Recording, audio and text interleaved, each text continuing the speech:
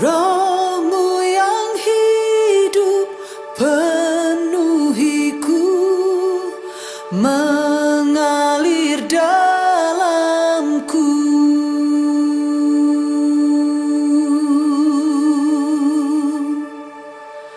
Jiwaku tenang bersamamu dalam naungan-Mu. Mari katakan, Roh Kudus hadir di sini. Haleluya, Yesus. Amin, Tuhan Yesus.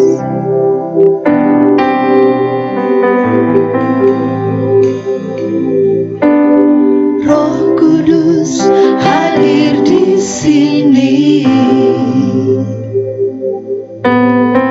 mengalir di bait suci. Perkara ajaib pun terjadi, kuasa mujizat nyata, karena Roh Allah sedang bekerja. Roh Kudus hadir di sini, mengalir di bait suci. Perkara ajaib pun terjadi, kuasa mujizat nyata, karena Roh Allah sedang bekerja. Tiada yang mustahil, dan tiada yang sukar bila Roh Allah turut bekerja. Tiada yang mustahil bagi orang percaya, karena Roh Allah turut bekerja di antara kita.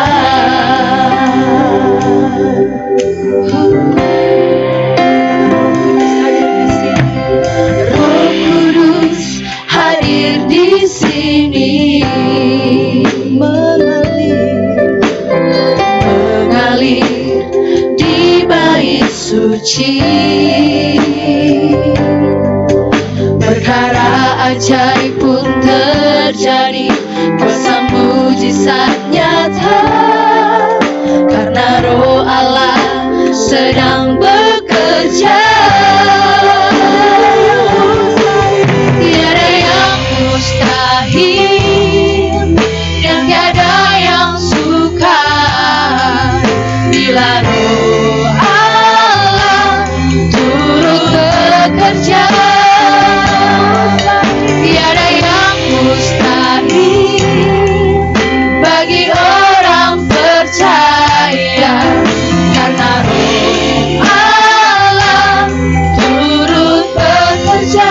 Angkat tangan, katakan, tiada yang mustahil, dan tiada yang sukar bila Roh Allah turut bekerja. Tiada yang mustahil bagi orang percaya, karena Roh Allah turut bekerja. Tiada yang mustahil, dan tiada yang sukar bila Roh Allah turut bekerja. Tiada yang mustahil bagi orang percaya, karena Roh Allah turut bekerja di antara kita.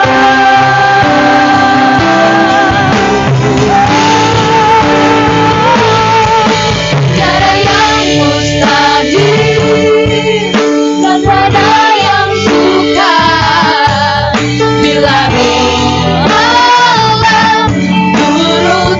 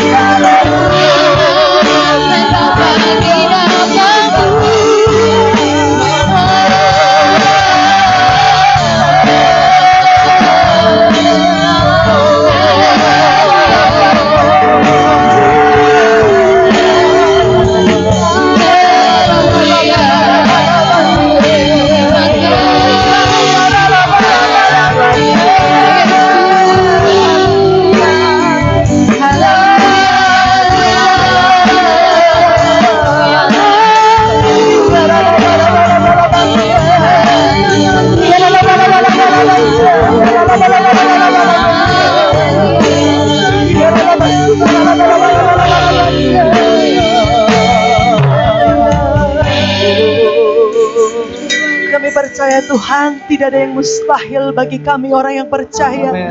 Ketika kami berharap kepadamu Tuhan, ketika kami mengandalkan Roh Kudus-Mu Bapa, kami percaya Tuhan Roh Kudus-Mu menjadi penolong buat kami, memberikan kami kekuatan Tuhan Yesus untuk sanggup menghadapi kehidupan kami di masa-masa sekarang ini Tuhan.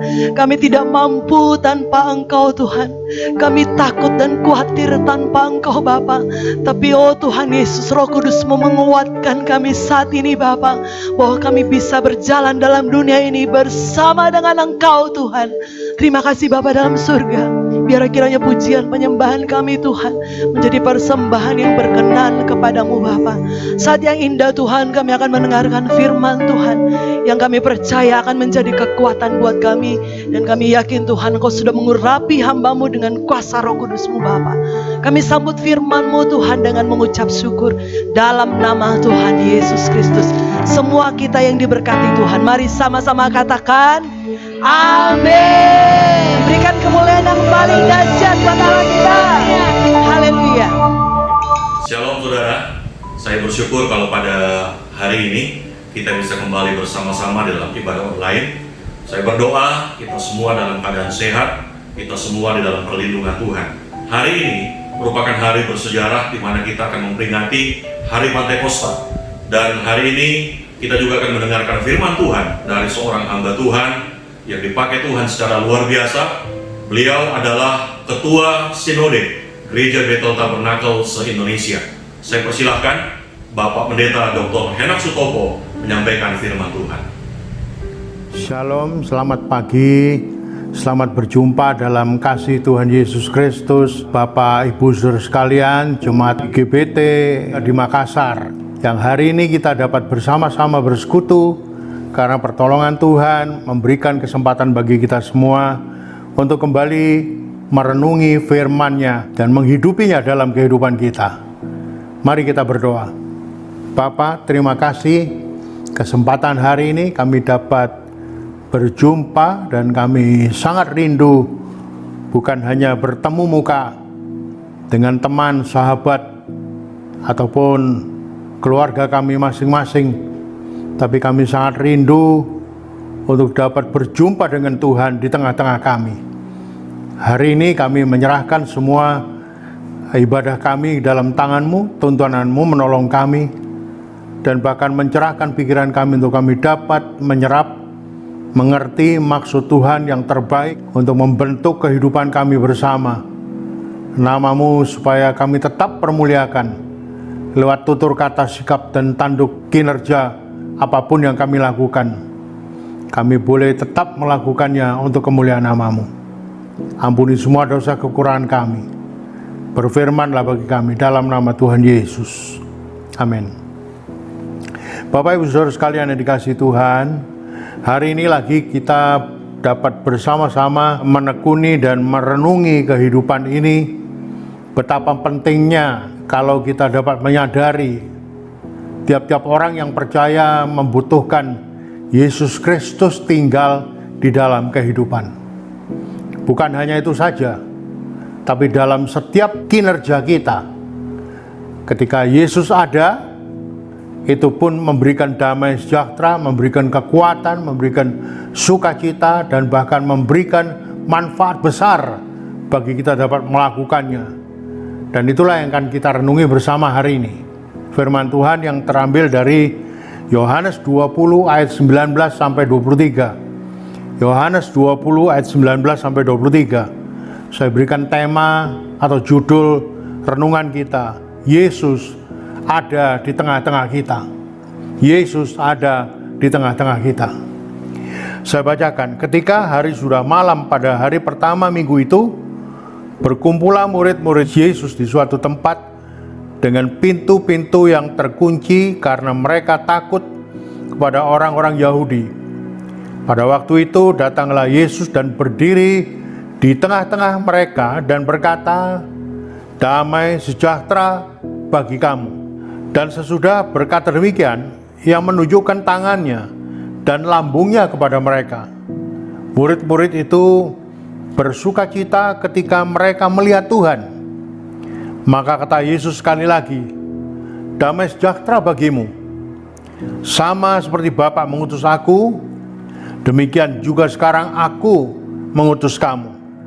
Dan sesudah berkata demikian, ia mengebusi mereka dan berkata, terimalah Roh Kudus.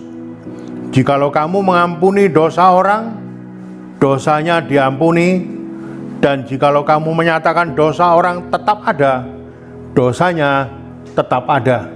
Amin. Tuhan memberkati pembacaan kita. Kalau kita dapat mengerti benar apa yang telah dilakukan Tuhan Yesus di Golgota, Dia menaklukkan maut dengan kuasa Elohim yang begitu dahsyat. Dia telah bangkit dari kubur. Para murid pun berkumpul di sebuah rumah di balik pintu yang terkunci. Kalau Anda baca tadi dalam ayat yang ke-19, mereka dalam kondisi ketakutan. Tinggal di dalam rumah dalam kondisi ketakutan. Saya dapat melihat dalam hal-hal seperti ini pun sama dengan periode kita hidup saat ini. Kita tinggal dalam rumah dengan kondisi ketakutan, ketakutan virus, ketakutan malapetaka, ketakutan kematian, ketakutan kedahsyatan malam, ketakutan macam-macam hal dapat terjadi dalam hidup. Tapi justru Anda harus tahu di situ dalam ayat 19 mengatakan Yesus berdiri di tengah-tengah mereka. Inilah adalah bentuk gedung gereja yang pertama di mana Tuhan telah bangkit berada di tengah-tengah umatnya, dan itu selalu harus kita tanamkan dalam pemikiran kita. Dia tidak pernah jauh, tapi dia selalu ada dekat, dan bahkan dia ada di dalam kehidupan kita bersama. Dalam seluruh Alkitab pun memberikan gambaran buat kita, menjadi tema yang sangat indah. Ketika Yesus ada di negeri ini, dalam kitab Keluaran menuliskan, kitab Ulangan pun mengatakan Yesus ada di tengah-tengah kemah untuk membebaskan Israel. Yeremia pun berseru, Engkau ya Tuhan ada di tengah-tengah kami. Daniel mencatat juga bahwa Yesus berada di tengah-tengah bara api yang bernyala-nyala bersama Sadrak, Mesak, Abednego. Dia datang sebagai seorang bayi, berada di tengah-tengah para gembala dan para majusi. Sebagai anak laki-laki, ia berada di tengah-tengah para profesor teologi, ahli Taurat, di bait suci Tuhan. Sebagai Allah Roh Kudus, Yesus berada di tengah-tengah umatnya, di mana 2 atau 3 orang berkumpul, dia ada di sana. Di Kalvari, Yesus berada di tengah-tengah orang berdosa. Kanan kirinya penjahat-penjahat, dia ada di tengah-tengah di situ. Sebagai anak domba dalam Wahyu, Yesus berada di tengah-tengah takhta Allah. Sebagai Tuhan yang telah bangkit, Yesus ada di tengah-tengah gerejanya. Mengapa tema ini diulang-ulang terus? Karena ini adalah kunci kehidupan Kristen. Kunci menuju kehidupan yang berkelimpahan. Kunci kepada kehidupan persekutuan gereja. Kunci kehidupan kesaksian orang percaya. Kunci keberhasilan hidup anak-anak Tuhan.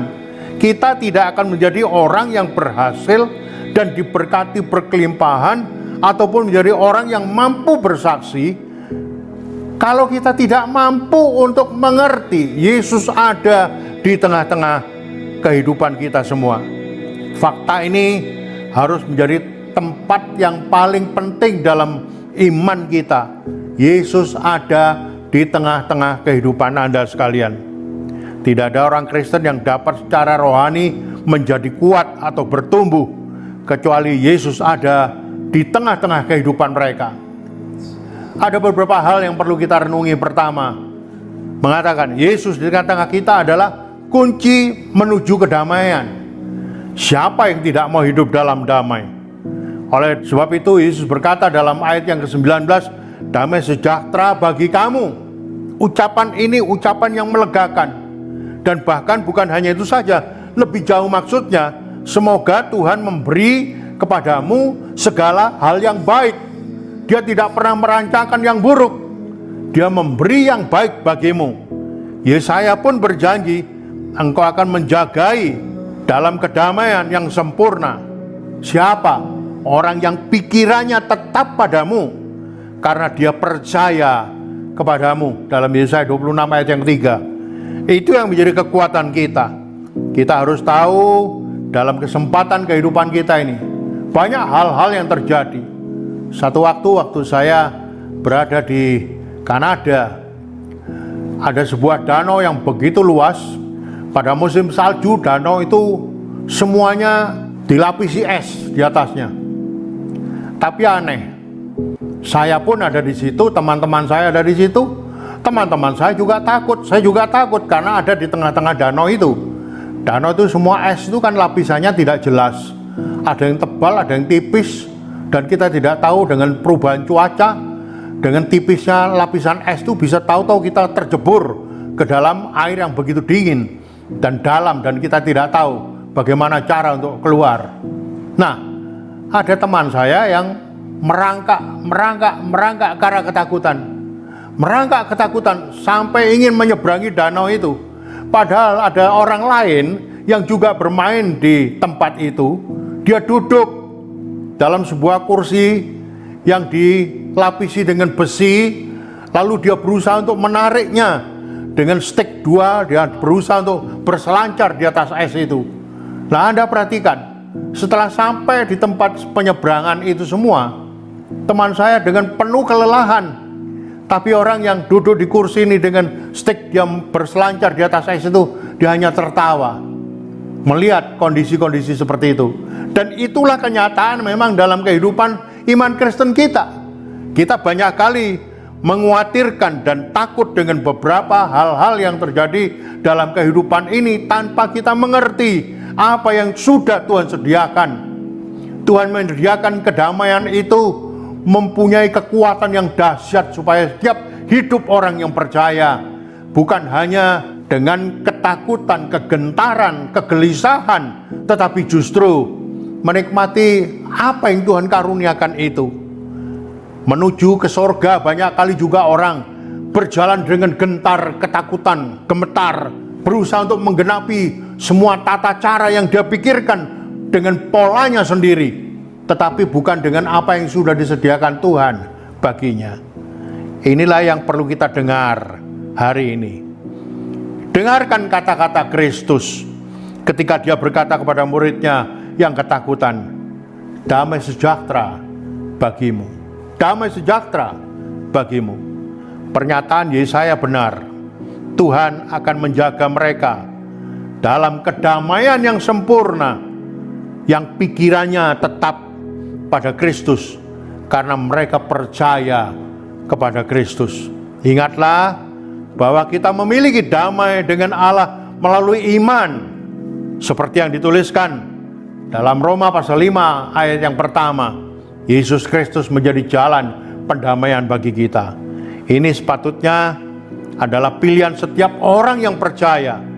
Kita dapat memiliki kedamaian Allah yang melampaui semua akal kita, pengertian kita. Ini adalah berkat bagi setiap orang percaya. Pernahkah Anda menganggap betapa diberkati ketika kadang-kadang masalah kita menumpuk begitu tinggi sehingga kita tidak mampu menyelesaikannya, tetapi justru Tuhan turun tangan untuk menyelesaikan, menolong kita dan menemukan langkah-langkah bagi kita untuk berjalan dalam jalan keluar yang telah Dia sediakan. Dalam 1 Korintus 10 ayat 13 itu pun mengatakan, supaya engkau mampu keluar dari semua masalah dalam kehidupanmu, karena Tuhanlah yang menyediakannya. Sekarang kita perlu tahu mengapa sebagian besar dari kita memikul tanggung jawab yang lebih besar untuk masa depan daripada apa yang sudah dimaksudkan dan dipikirkan Tuhan bagi kita. Ini seringkali terjadi, dan seringkali kita juga menemukan bagaimana kehidupan seseorang untuk menyelesaikan sebuah masalah, sampai akhirnya orang tersebut pun mengatakan, kami tidak akan mampu menyelesaikan sebuah masalah itu ketika kami berpikir tentang bisnis, tentang persoalan rumah tangga, tentang masalah-masalah ekonomi, tentang masalah-masalah kehidupan, tentang masalah tugas pelayanan, tentang masalah pekerjaan. Dalam waktu 2 minggu selesai. Tidak akan. tapi mereka berbincang dan berpikir terus. Sehingga timbullah macam-macam masalah yang lebih dahsyat dan bahkan menghancurkan kehidupan kita. Karena itu Yesus pun berkata, Matius 6 ayat 34, sebab itu janganlah kamu khawatir akan hari besok, karena hari besok mempunyai kesusahannya sendiri. Kekhawatiran sehari cukuplah untuk sehari. Ini menjadi pesan kita semua yang Tuhan berikan bagi kita. Yesus di tengah-tengah kita, Dia adalah kunci kedamaian bagi kita. Dia berkata, damai sejahtera ku tinggalkan bagimu, damai sejahtera ku berikan kepadamu. Patut kita syukuri hal ini. Yang kedua, Yesus di tengah-tengah kita adalah kunci kesukaan. Melewati macam-macam kesukaran sekalipun, dalam ayat yang ke-20, Yohanes 20 ayat 20 mengatakan, murid-murid bersukacita ketika mereka melihat Tuhan. Dimensi ini adalah sama sekali baru dalam kehidupan Kristen. Tidak heran murid-murid itu begitu bergembira, begitu senang. Karena apa? Mereka merasa sendirian, berkumpul, ketakutan, sendirian, dikunci rapat pintu. Tapi Yesus datang di tengah-tengah mereka.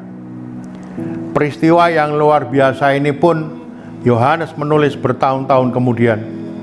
Dalam 1 Yohanes 4 ayat yang keempat, dia mengatakan, kamu berasal dari Allah, anak-anakku, dan kamu telah mengalahkan nabi-nabi palsu itu, sebab roh yang ada di dalam kamu lebih besar daripada roh yang ada di dalam dunia.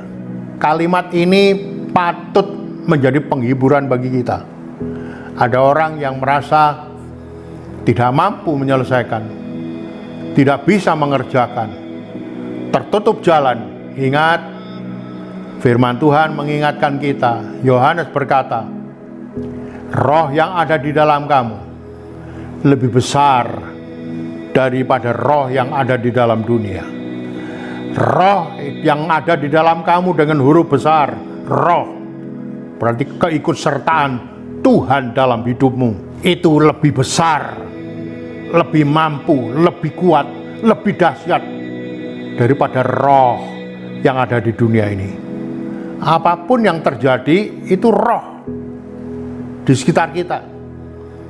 Orang marah-marah, roh.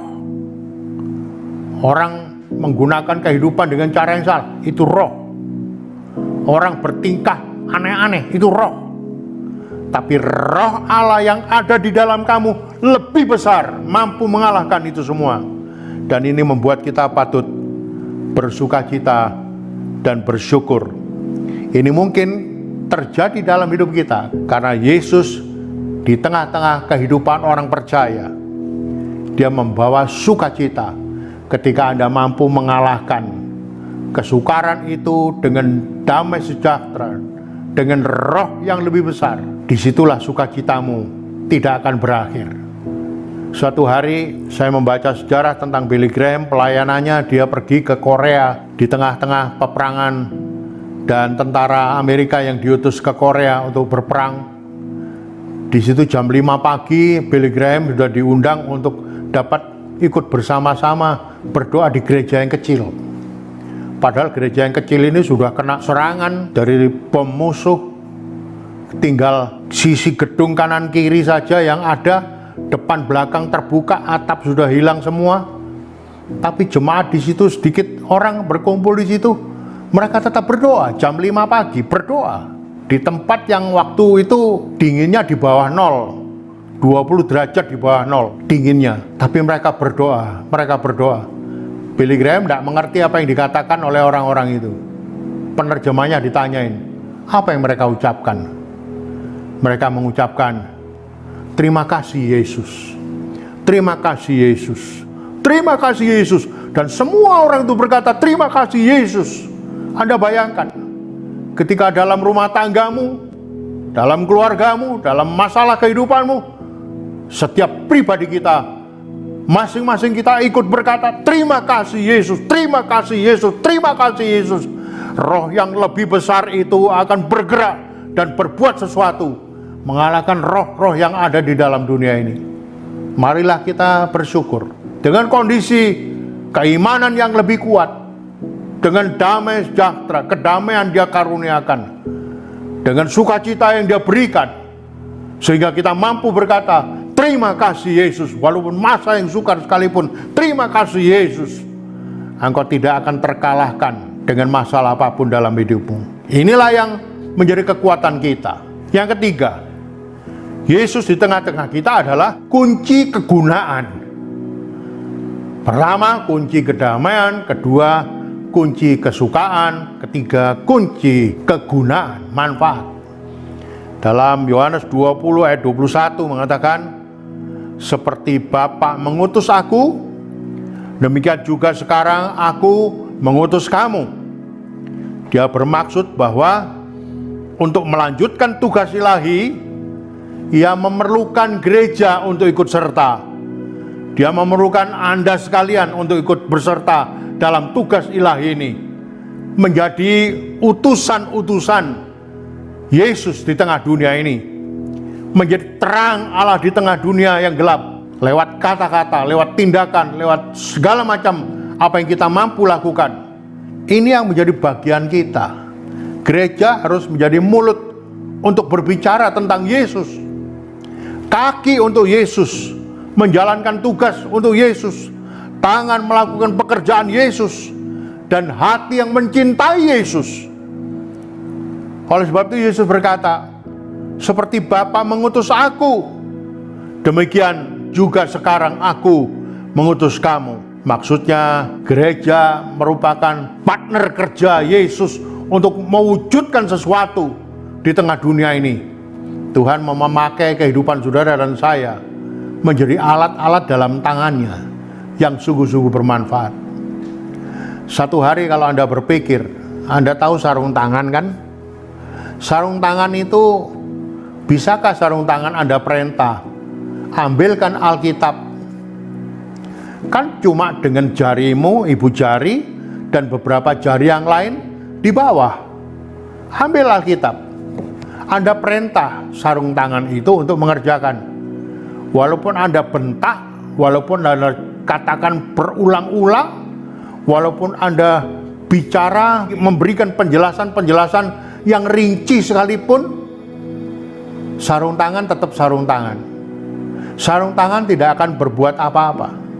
Dan sarung tangan tidak bisa berbuat apa-apa.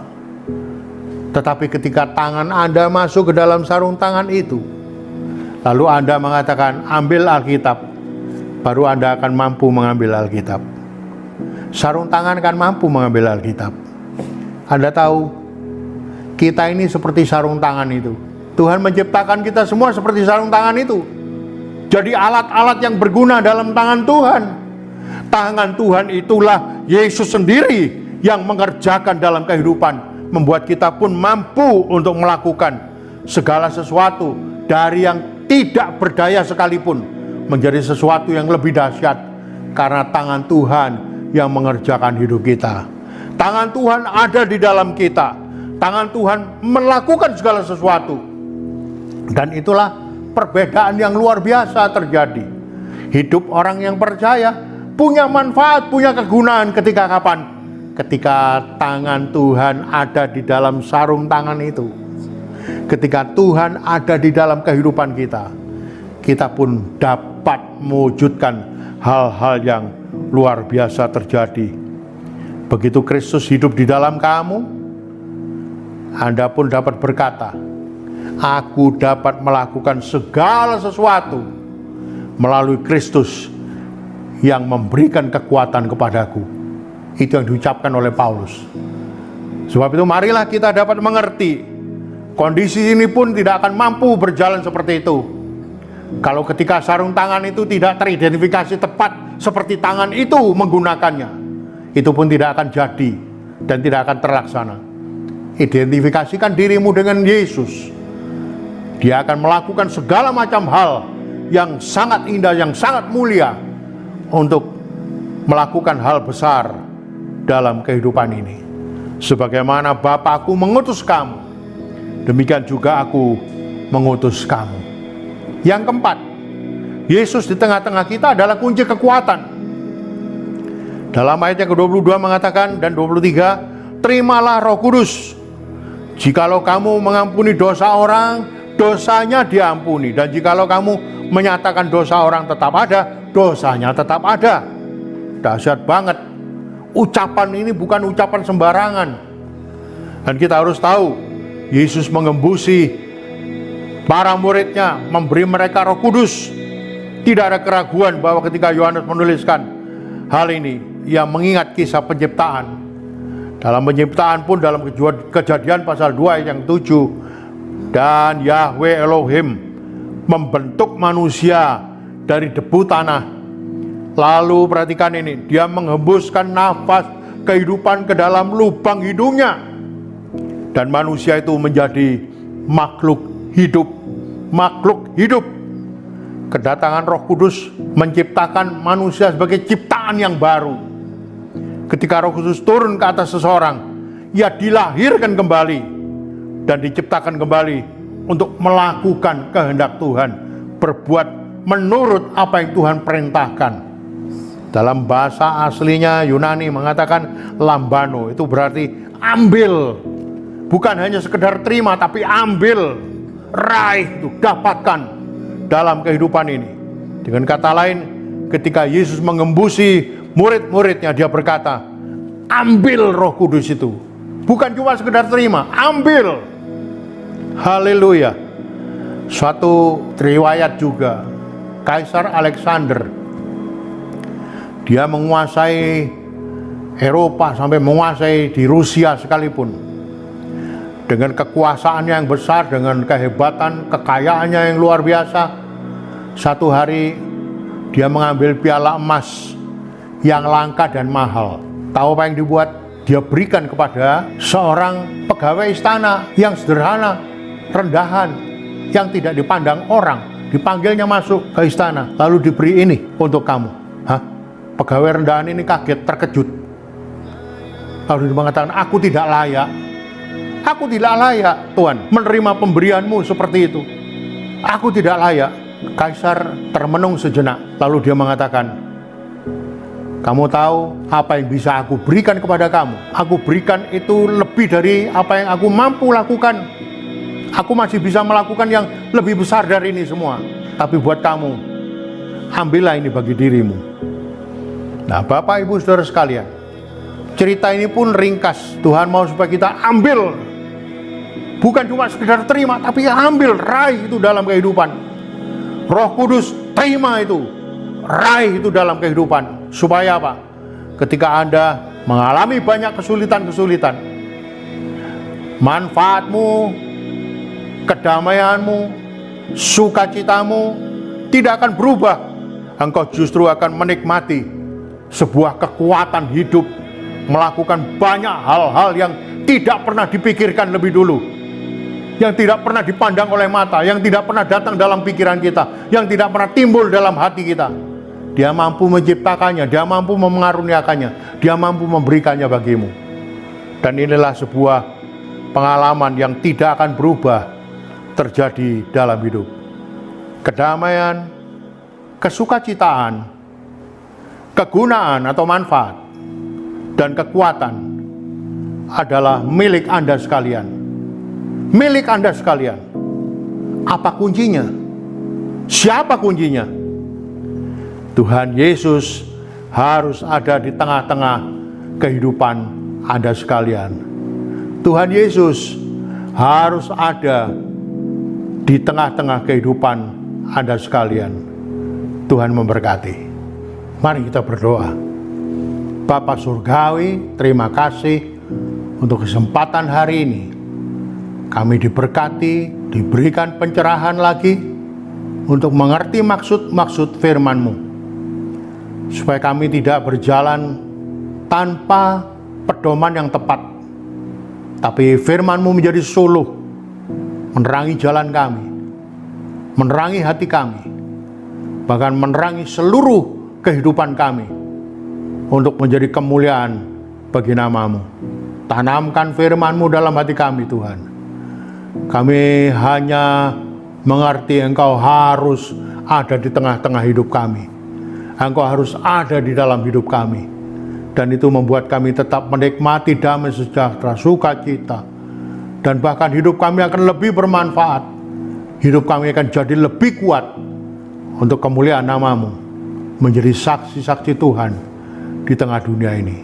Sebelum kami mengakhiri ibadah kami bersama, tadakanlah hati-Mu, terimalah berkat, rahmat dan anugerah yang turun dari Bapa, Putra dan Roh Kudus, memberkati rumah tanggamu, pernikahanmu diberkati Tuhan, anak cucu menantumu diberkati Tuhan, keluargamu, cita-cita, harapan, semuanya dilindungi oleh Tuhan, dan bahkan berkat Tuhan menyertai, memberikan anugerahnya melimpah atas kami sekalian, mulai hari ini sampai Maranatha.